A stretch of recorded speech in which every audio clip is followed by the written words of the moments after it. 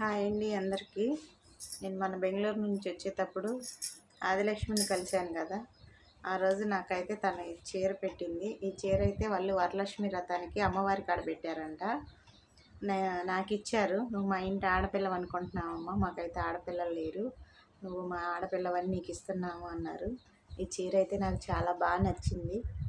ఎంత విలువైన ఇచ్చారు అన్నది కాదు, ఎంత ప్రేమతో ఇచ్చారు అన్నది కావాలి నాకు. అంత ప్రేమగా ఇచ్చారు వాళ్ళు నాకైతే. అలాగే నాకు గాజులు కూడా ఇచ్చింది. గాజులు అయితే నాకు బాగా నచ్చినాయి. గాజులు చేతికి వేస్తానంది ఆదిలక్ష్మి. వేస్తానంటే శుక్రవారం పూట నేను వచ్చాను. ఆ రోజు రావాలా వీలు కుదరలేదు ఉండటానికి నాకు.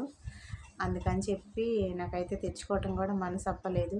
కానీ ఫస్ట్ టైం వచ్చావు మా ఇంటికి, నువ్వు తీసుకెళ్ళాలంటే అప్పుడు నేను నా చేతికి ఇవ్వద్దని చెప్పేసి బ్యాగ్లో పెట్టించాను తన చేత. అలాగే అమ్మవారి కాడ పెట్టిన బ్లౌజ్ ముక్క కూడా నాకు ఇచ్చింది. నువ్వు సొంత మా ఆడపిల్లవి, నాకు ఆడపిల్లలు లేరు, మా ఇంటి ఆడపిల్లవు అనుకుంటున్నావమ్మా నువ్వు అని చెప్పి నాకు ఇచ్చారు. సుస్మితకి ఒక 50 మంది సబ్స్క్రైబర్లు ఉన్నప్పటి నుంచి తన వీడియోలు ప్రతి ఒక్కటి చూసేవాళ్ళు. వాళ్ళు బాగా సపోర్ట్గా బాగా మాట్లాడేవాళ్ళు, బాగా ప్రతి ఒక్క వీడియో మిస్ కాకుండా ఉండేవాళ్ళు. సుస్మితకి అలా తెలిసిందన్నాక చాలా బాధపడ్డారు. లైవ్లో నెంబర్ పెట్టేసి వాళ్ళు నీతో మాట్లాడాలని మాట్లాడారు.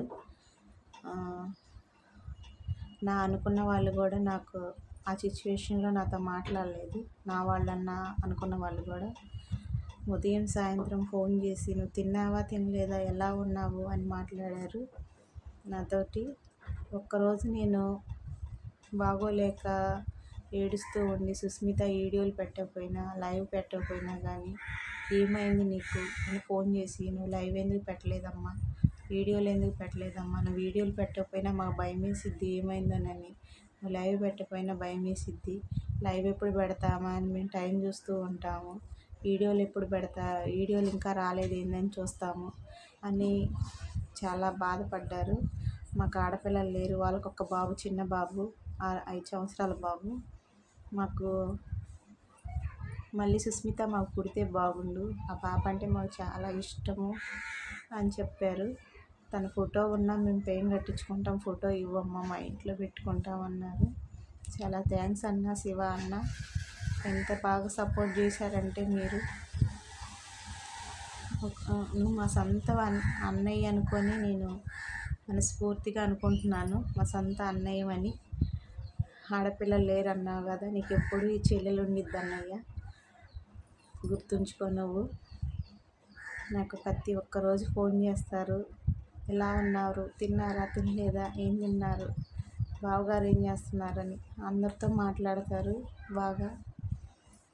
నాకు తను లేకుండా నేను ఉండలేనని చెప్పి సుస్మిత అయితే నాకు ఇలాంటి బంధాలను కలిపింది. నా కోరికల్లో నా తల్లి కోరిక ఎంత తొందరగా తీరితే తన ఆత్మ అంత శాంతి ఇచ్చిద్దని నేను పోరాడుతున్నాను. ఆ పోరాటంలో నాకు చాలామంది హెల్ప్ చేస్తున్నారు. శివ అన్న, ఆదిలక్ష్మి కూడా నాకు చాలా బాగా హెల్ప్ చేశారు. నాకు ఎప్పుడు లైవ్ పెట్టినా కానీ సపోర్ట్గా ఉంటారు లైవ్ అయిపోయిందాక. చాలా చాలా థ్యాంక్స్ అన్న నీకు. థ్యాంక్స్ ఆదిలక్ష్మి. నేను ఎప్పుడు మీ చెల్లెల్ని అన్న, మీ చెల్లెలు అనుకోండి, నేను మా అన్నయ్య అనుకుంటున్నాను. చాలా థ్యాంక్స్ అన్న. అలాగే అన్నయ్య నా చేత రాఖీ కూడా కట్టించుకున్నాడు. నాకైతే చాలా ఆనందంగా ఉంది. ఈ సంవత్సరం నేను కూడా మా అన్నయ్యకి రాఖీ కట్టలేదు, అన్నయ్యకి కట్టాను. అందరూ సపోర్ట్ చేయండి ఫ్రెండ్స్, ఓకేనా? బాయ్.